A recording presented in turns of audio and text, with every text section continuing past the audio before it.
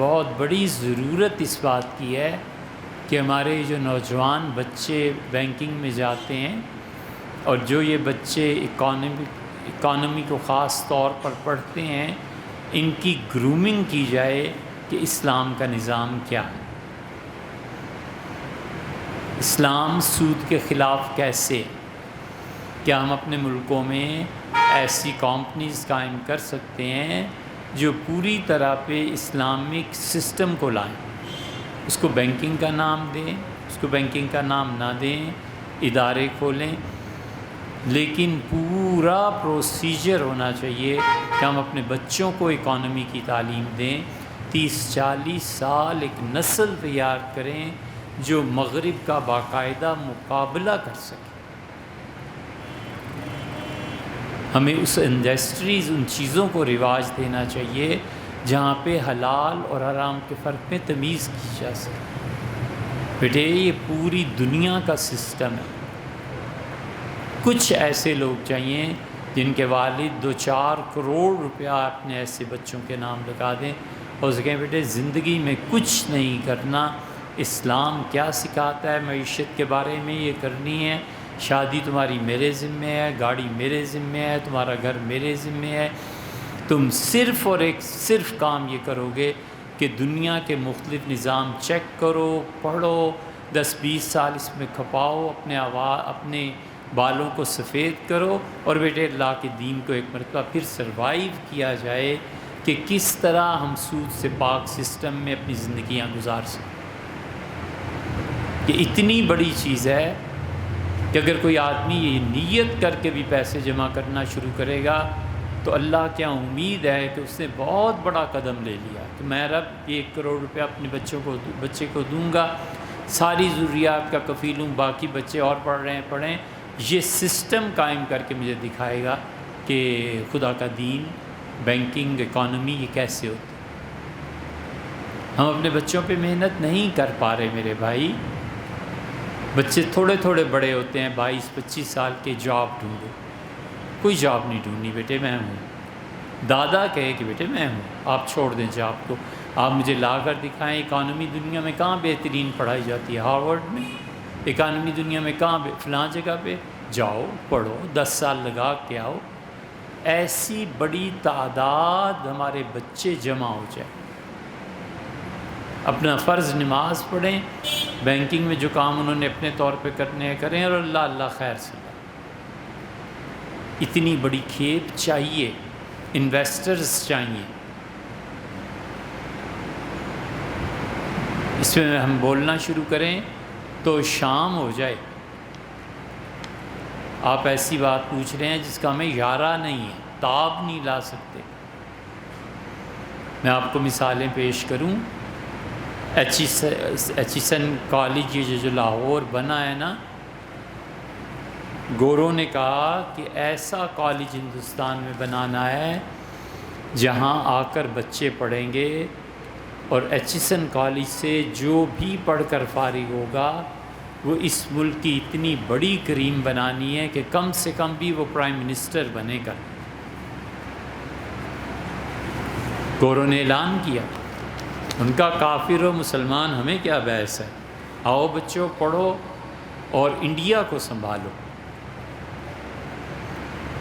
بہاولپور کے نواب صاحب جو تھے اپنے بیٹے کو لے کے گئے، اور اس زمانے میں ایک ہاتھی اور پتہ نہیں کتنے اونٹ داخل کرائے ادارے میں کہ آپ کی ملکیت ہے۔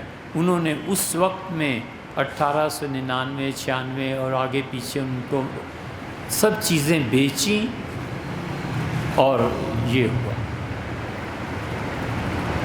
علی گڑھ کے نواب لے گئے، یہ چودھری افتخار ہی نام ہے نا ان کا،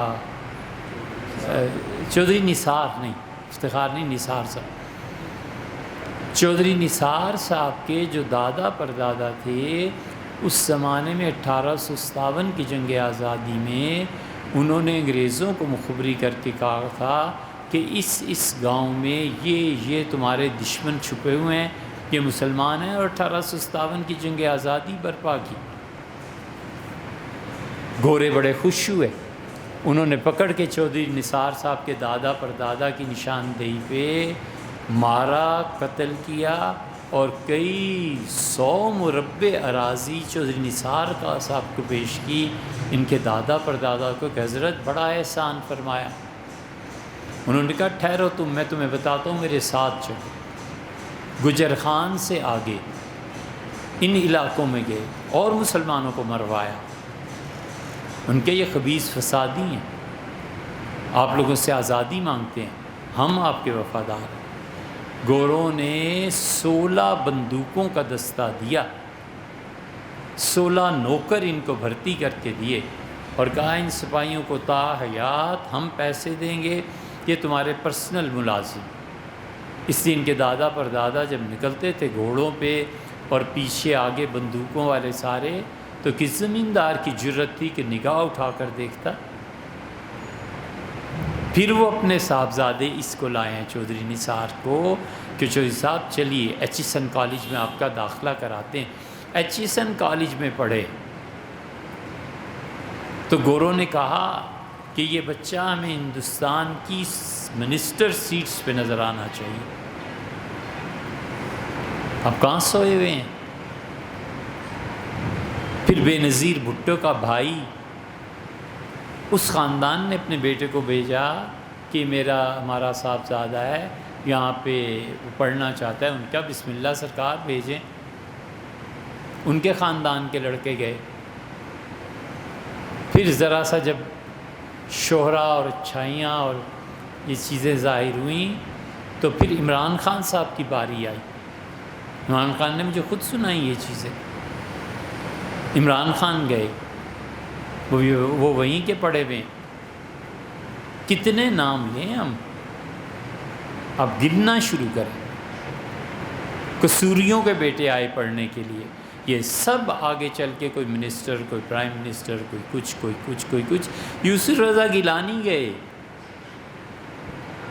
یوسف رضا گیلانی کے دادا جان نے ایچیسن والج کو کہا کہ میری پنجاب میں بڑی طاقت ہے اور آپ قبضہ کیجئے زمینوں پر ایچیسن کالج کے لیے، میں آپ کو طاقت پرووائڈ کروں گا۔ انگریز گورا تو ویسے بھی بادشاہ تھا۔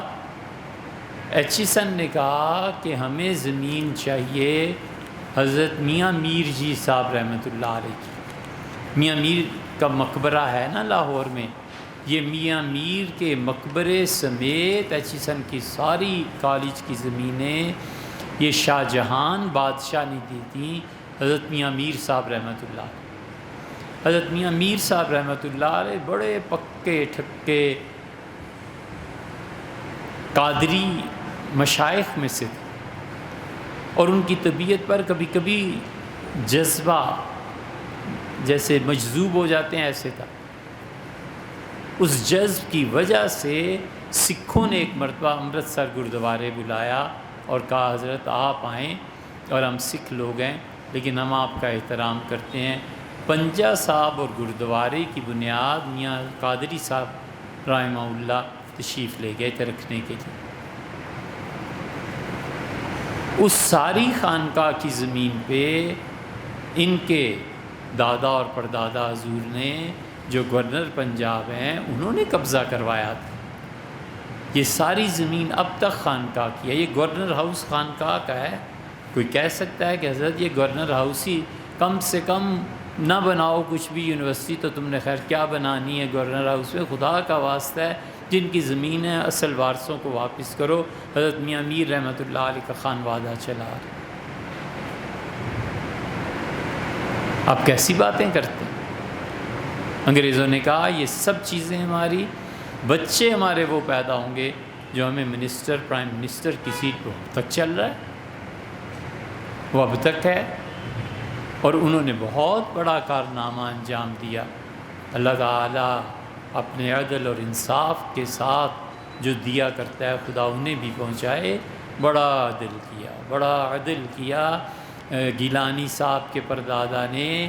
جب یہ 1857 کی جنگ آزادی ہوئی تو ستلج کا کنارہ روک لیا، خود تشریف لے گئے ایسے ہی درویش بنا پھرتے تھے، اور جا کے انگریزوں سے کہا یہ سب پیر پگاڑے کی گدی کے لوگ ہیں، انہیں قتل کرو، چن چن کے قتل کیے گئے۔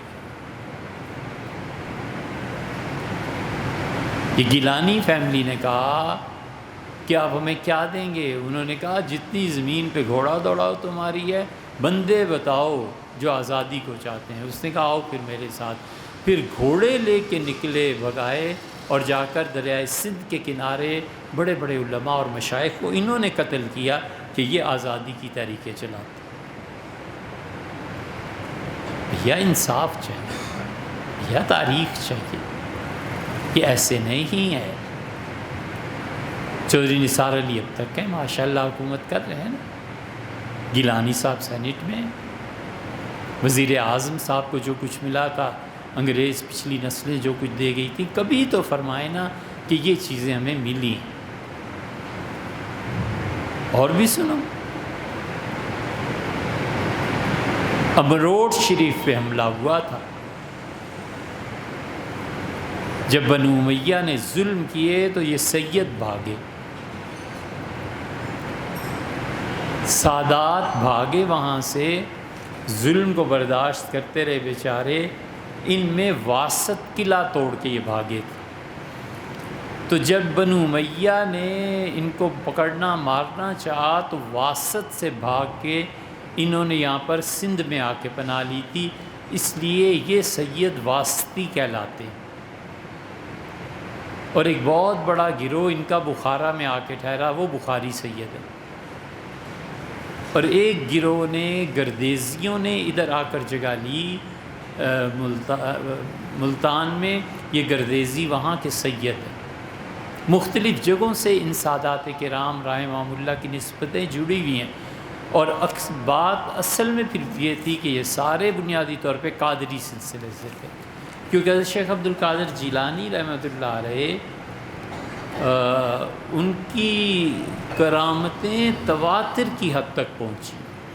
اس امت کے بہت بڑے اولیاء کرام میں سے حضرت شیخ عبد القادر جیلانی تھے، اور آپ حرم شریف میں کھڑے ہوں نا، بیت اللہ میں، تو بیت اللہ میں آپ پیٹھ کریں حجر اسود کی طرف، کبھی جاتے ہوئے آپ سامنے دیکھیں تو محل بنے ہوئے، یہ محلات کی جگہ یہ حضرت کی تھی، شیخ عبد القادر جیلانی رحمۃ اللہ علیہ۔ یہاں پہ ان کی خانقاہ تھی، حضرت سال میں ایک آدھ مرتبہ آتے تھے، سال دو سال یہاں گزارتے تھے، بیت اللہ کے سامنے بیٹھے رہتے تھے۔ قادریہ سلسلے کے مشائخ نے یہاں پرورش پائی ہے حرم شریف، تو سادات بھی تھے، قادری بھی تھے، یہ یہاں آ گئے تھے، پھر ان کی گدیاں چن چن کے ختم کی گئی۔ حالجی شریف والے سندھی، انگریز کے لیے عذاب پڑ گیا تھا، اس سے کہا میں نے مسجد توڑنی ہے اور یہاں سے نہر گزرے گی۔ جو حضرت بڑے پیر صاحب رحمۃ اللہ تھے، ان کا سوال ہی نہیں پیدا ہوتا، میں مر جاؤں گا مگر مسجد نہیں توڑنے دوں گا، آپ نہر دوسری طرف سے نکال۔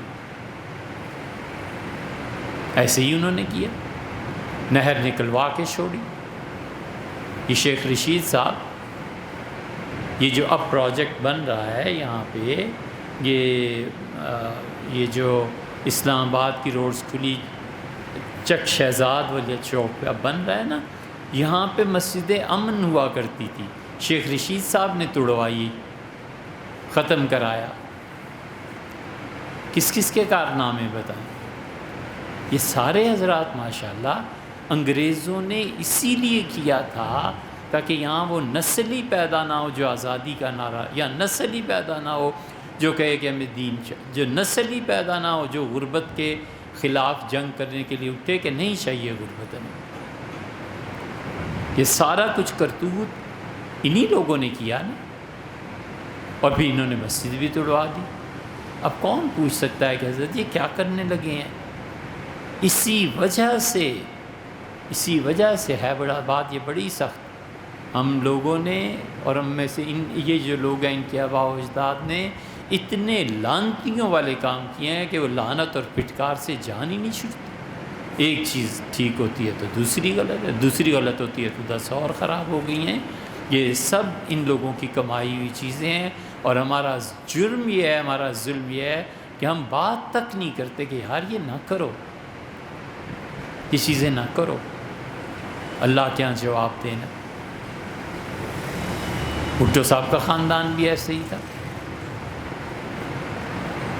یہ جھوٹ نہیں کہہ رہا، پورے وثوق اور اعتماد اور ایمان سے رمضان میں کہہ رہا ہوں، غریب لوگوں کو دیکھ کے سڑکوں پہ مٹی توڑتے ہوئے وہ پتھر توڑتے ہوئے دیکھ کے زاروں قطار روتا تھا بھٹو۔ اور یہ خود مبشر حسن نے مجھ سے بیان کیا، مبشر کمیونسٹ تھے نا، تو مبشر حسن نے ایک جگہ سب بیٹھے، مبشر حسن نے کہا بھٹو یار کل وہاڑی سے ہم چلے تھے، ملتان آ رہے تھے، سارا رستہ روتے ہی آیا۔ میں نے بھٹو کو بہت پوچھا بہت ہوا کیا ہے، تو آخر شام کو چیخ ماری اس نے۔ میں نے کہا بھٹو سنبھلو، تمہیں ہوا کیا ہے؟ اسے کہا یار میرے بچے کب تک یہ کام کرتے رہے، کب تک گرمیوں اور دھوپوں میں میرے بچے پڑھیں گے نہیں، اور یہ اتنی غربت، اس طرح غربتیں مٹتی ہیں بھلا؟ پارٹی کھڑی کیا ہے، کام کرو، ہم ختم کریں ان مشقتوں۔ لیکن ظاہر ہے کہ بھٹو صاحب جتنے بھی بڑے آدمی ہوں، لیکن وہ اس سسٹم کا شکار ہو کے رہے جو سسٹم رکاوٹ ڈال رہا ہے کہ کوئی خدا کا دین نہیں چاہیے۔ شام ہو جائے یار، آپ کیسی بات ہے۔ اسلامک بینکنگ کے لیے نسل پیدا کیجیے، خلاصہ ہے بس، پیسے جمع کیجیے، کوئی اچھا ٹاپ کا کالج یونیورسٹی بنائیے، اپنے بچوں کو کہیے بیٹے وراثت تو تم لوگ لو سو لو، میرا یہ ایک ہیرا ہے، اس نے بالکل اکانومی کو پڑھ کے دینا ہے مجھے کہ بچہ اکانومی کو کیسے راہ راست پہ ڈال سکے۔